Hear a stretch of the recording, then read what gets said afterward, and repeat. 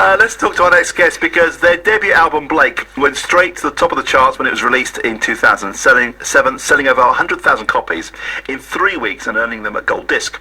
Now, their fan base has grown steadily since then, and their mix of classical and pop tracks and their very distinctive style, has to be said, has earned them many celebrity fans, including Will Smith, Ewan McGregor and Dame Shirley Bassey. Blake are currently on tour, and they're in the Three Counties tomorrow night to play the Stables at Wabendon. Let's talk to the good-looking one from Blake, Ollie Baines. Evening, Ollie. Good evening, how are you doing? Very nice, sir. Welcome to the programme. Ollie, you're the good-looking one. I mean, Stephen and Humphrey, where would they be without you? I don't know, probably modelling. It's very kind of you. Clearly you haven't been looking at the photographs closely enough. But no, certainly that's not true. Actually, we recently went from 4 members to 3. So whether or not we've lost a good-looking one or is what happened to the 4th one? What'd you do with him? He's gone back to be an actor. Actually, we've lost 2 members over the last 6-7 years.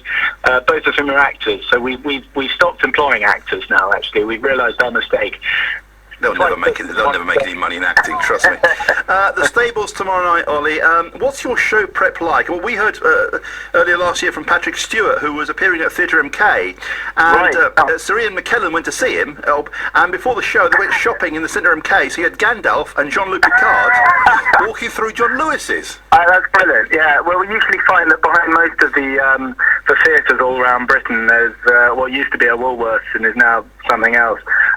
So you can go shopping if you like. People don't tend to recognise you, particularly if you don't walk around in a dinner jacket or whatever we're going to wear on stage. Then people don't necessarily know who you are.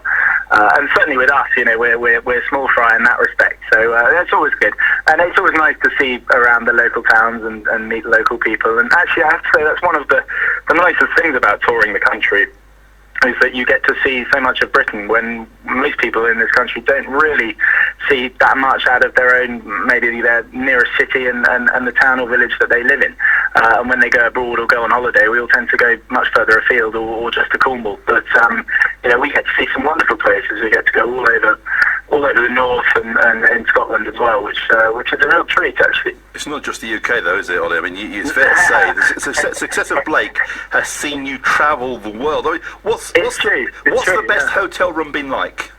The difference between the best and the worst is dramatic. I won't lie. We've just been on tour in Trinidad and Tobago, which was really great fun.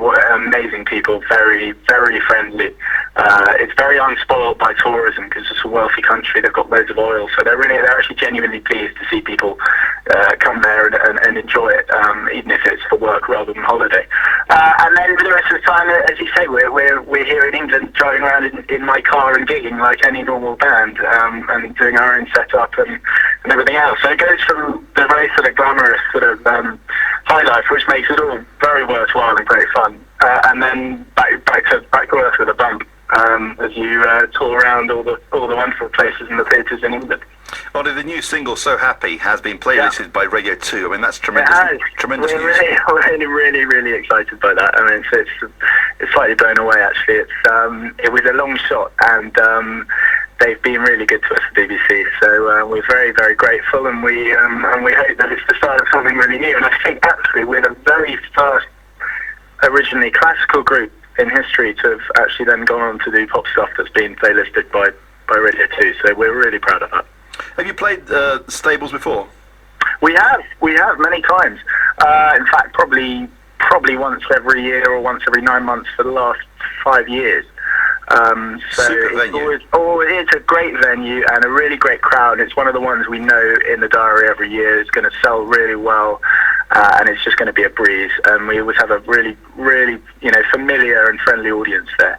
And again, it's one of these things. You go around, you work out the characters of different towns in the UK very quickly, and some places are fantastic, and others they warm to you over a bit of time, and other ones are a little bit more raucous early on, and yeah.